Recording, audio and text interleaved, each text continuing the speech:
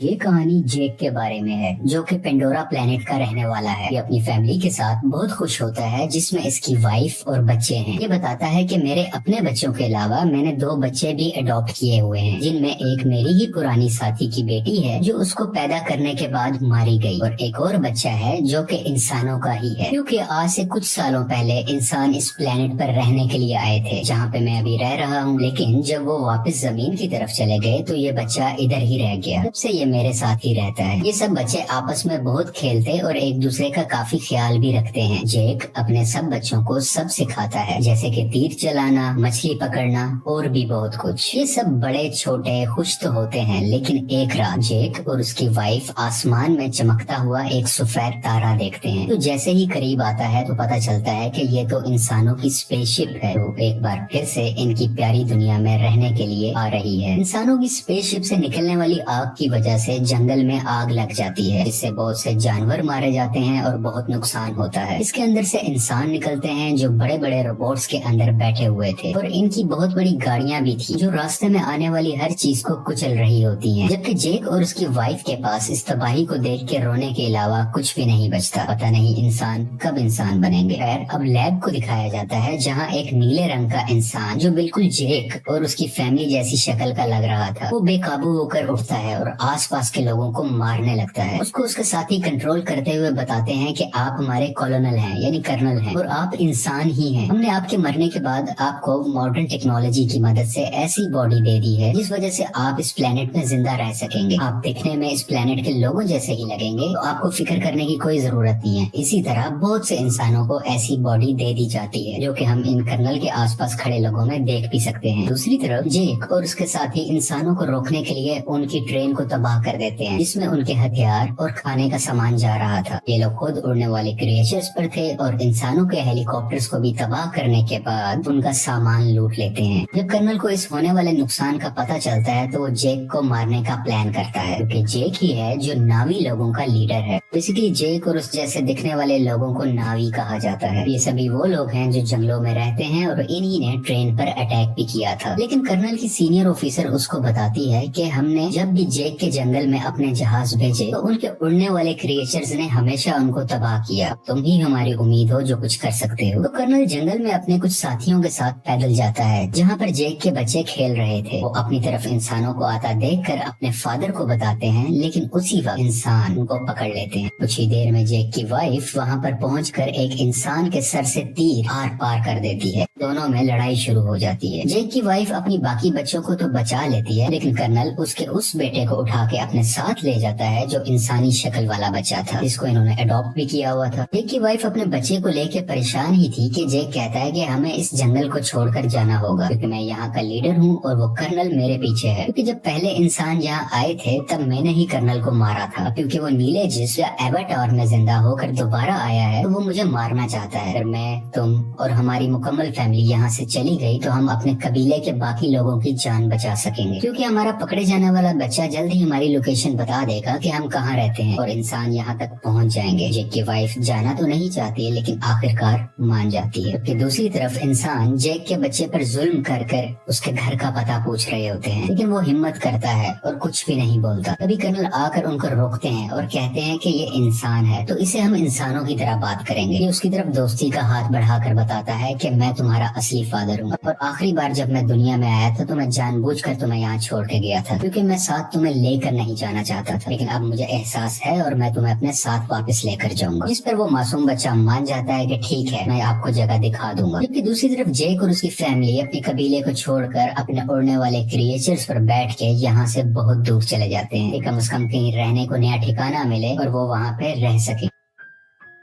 ये लोग पानी के पास रहने वाले नाविस के पास पहुंचते हैं। यहाँ पर रहने वाले लोग हैं तो इसी प्लेनेट के, लेकिन दिखने में सब्ज रंग के होते हैं। ये पानी वाले नावी शुरू में इनका मजाक बनाते हैं जैसे कि वो कहते हैं कि इनकी दुम पतली है, इनके बाजू पतले हैं और भी बहुत कुछ। तभी पानी वाले लोगों का लीडर आता है और कहता है कि तुम जंगल के रहने वाले हो, तुम्हारी यहाँ पानी के पास कोई जरूरत नहीं है, तुम्हें कुछ नहीं आता कि पानी में कैसे सरवाइव करना है। लेकिन जेक जवाब में कहता है कि हम बहुत जल्द ही सब कुछ सीख जाएंगे और मेरी फैमिली के लिए मुझे आप लोगों की जरूरत है ताकि वो यहाँ पर सही सलामत जिंदा रह सके। ये देख के पानी का नावी लीडर मान जाता है और उनको रहने की इजाजत भी दे देता है। अगले दिन जेक के बच्चों को वहाँ के रहने वाले बच्चे घुमा रहे होते हैं, जबकि जेक का बेटा अपने बालों वाली चुटिया वहाँ के एक क्रिएचर से जोड़ता है तो वो बहुत तेजी से पानी के अंदर तैरता है, जिस वजह से गिर जाता है और वहाँ के सब लोग हंसने लगते हैं। अगले दिन वहाँ के कुछ बच्चे जेक की बेटी को पागल कह रहे होते हैं, इसके अलावा उससे बदतमीजी भी करते हैं, उसको काफी तंग कर रहे होते हैं। तभी वहाँ जेक के बाकी बच्चे भी आ जाते हैं और उस तंग करने वाले बच्चे को मारने लगते हैं। तुमने हमारी बहन को ऐसा क्यों कहा? जब जेक को ये सब पता चलता है तो वो अपने ही बेटे को डांटने लगता है कि तुमने उसे क्यों मारा, वो यहाँ के लीडर का बेटा है, जाओ तुम उससे माफी मांगो। वो जब जाकर माफी मांगता है तो लीडर का बेटा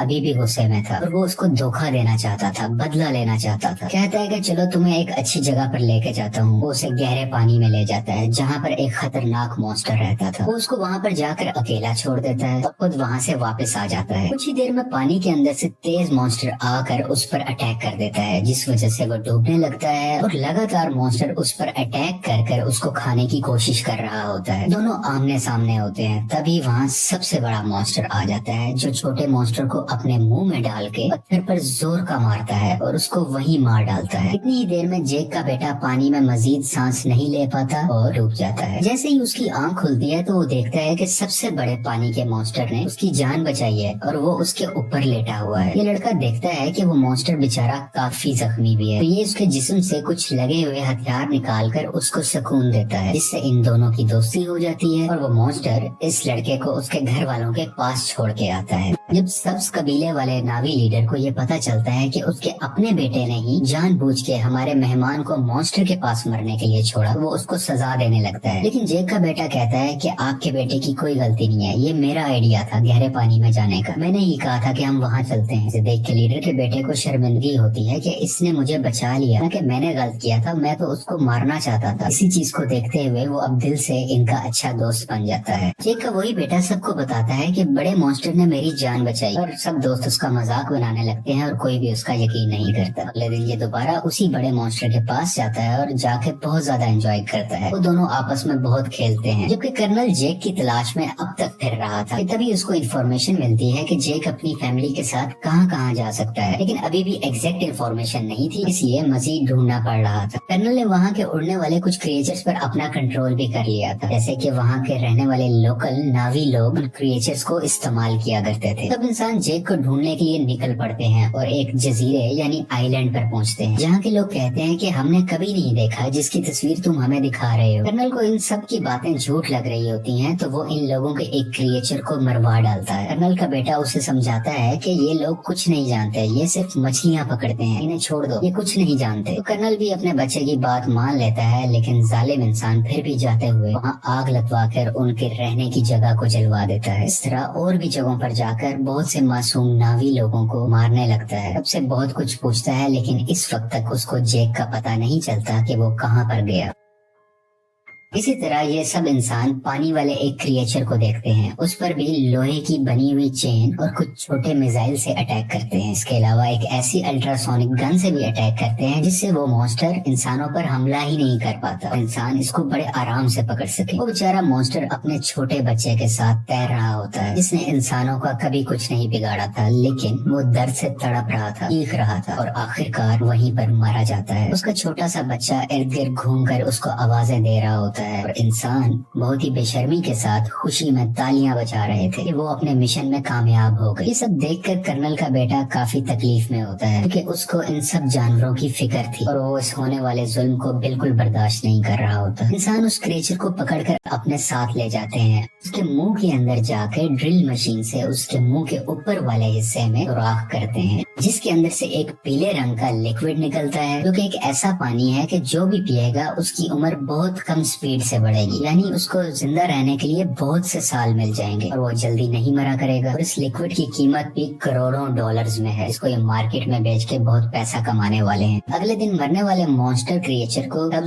नावी लोग देख लेते हैं। इसके बाद जेक को बुरा भला कहने लगते हैं कि तुम्हारी वजह से इंसान इधर तक पहुंच गए और अब वो हमारे क्रिएचर्स को मार रहे हैं और बहुत जल्द हमें भी, इसलिए जो भी हुआ सो हुआ। ग्रीन नावी लीडर कहता है कि हम इंसानों से मुकाबला करेंगे। इसके कुछ देर बाद जेक का बेटा सबसे बड़े मॉन्स्टर से एक बार फिर मिलने जाता है और देखता है कि उसके ऊपर एक एंकर जैसी डिवाइस लगी हुई है, जिसकी वजह से उस मॉन्स्टर को उस डिवाइस ने वहीं रोका हुआ था और वो वहाँ से हिल ही नहीं पा रहा था, क्योंकि इंसान उस लिक्विड को हासिल करने के लिए और भी मॉन्स्टर्स को मारने का इरादा रखते हैं। और इस बार बारी है जेक के बेटे के बड़े मॉन्स्टर की, जो साइज में भी बहुत बड़ा है और उसमें से लिक्विड भी बहुत ज्यादा निकल सकता है। इसलिए इंसान अब इस मॉन्स्टर को मारना चाह रहे हैं। बेटा और बाकी भी उसके पास होते हैं, जबकि इंसान इस तरफ बढ़ रहे होते हैं। कर्नल भी इन बच्चों को वहाँ दूरबीन से देख लेता है। जेक और लीडर को पता चलता है कि उनके बच्चे खतरे में हैं और वो अपने हथियार उठाकर उन्हें बचाने के लिए निकल पड़ते हैं। बहुत मुश्किल से बच्चे बड़े मॉन्स्टर से वो डिवाइस निकाल देते हैं, जिस वजह से मॉन्स्टर वहाँ से आगे तैरकर निकल जाता है और बिल आखिर उसकी जान बच जाती है। लेकिन इंसान फायरिंग करते हुए अभी भी बच्चों का पीछा कर रहे होते हैं। यहाँ पे लीडर की बेटी मरने ही वाली होती है, तो जेक का बेटा उसका हाथ पकड़कर अपनी तरफ करके उसकी जान बचा लेता है। लेकिन थोड़ी ही देर में बच्चों को बड़ा सा जाल डालकर पकड़ लेते हैं और अपनी शिप पर ले आते हैं। कुछ देर तक बच्चों के पेरेंट्स भी यहाँ आ जाते हैं, यानी कि जैक वहीं रुककर देखता है कि उनके बच्चों को शिप के आगे कर्नल ने बांधा हुआ है। कर्नल कहता है कि अगर बच्चों की जान बचाना चाहते हो तो शिप पर तुम सिर्फ अकेले आओगे। तो जेक सबकी बेहतरी के लिए अकेले जाने का फैसला करता है। तभी जेक के बेटे का सबसे बड़ा क्रिएचर दोस्त पानी के नीचे से एकदम से ऊपर आकर इनकी शिप पर चढ़ जाता है और अपने हाथों और दुम से वहाँ खड़े इंसानों को मारने लगता है और हर चीज तबाह कर रहा होता है। ये देख के जेक और लीडर के लोगों को भी मौका मिल जाता है कि वो इंसानों पर हमला कर दें और वो सब लोग शिप की तरफ बढ़ने लगते हैं। इंसानों और इन सब नावी लोगों के दरमियान काफी लड़ाई हो रही होती है। बहुत से इंसान भी मारे जाते हैं और कुछ नावी लोग भी। और वो पानी वाला क्रिएचर इंसानों की एक छोटी शिप के ऊपर से छलांग लगाकर उसको लोहे की रस्सी से इनको दबाकर मार देता है। जेक भी इंसानों का मुकाबला करते हुए बच्चों के पास आके उनको वहाँ से छुड़वा लेता है। कुछ बच्चे अपने अडॉप्टेड इंसानी भाई को भी ढूंढ लेते हैं और वहाँ से भागकर अपनी जान बचाते हैं। लेकिन उसी दौरान जेक का एक बेटा मारा जाता है और उसकी माँ ये सब देखकर अपने दिल पर काबू नहीं रख पाती और चिल्ला चिल्ला के रोने लगती है।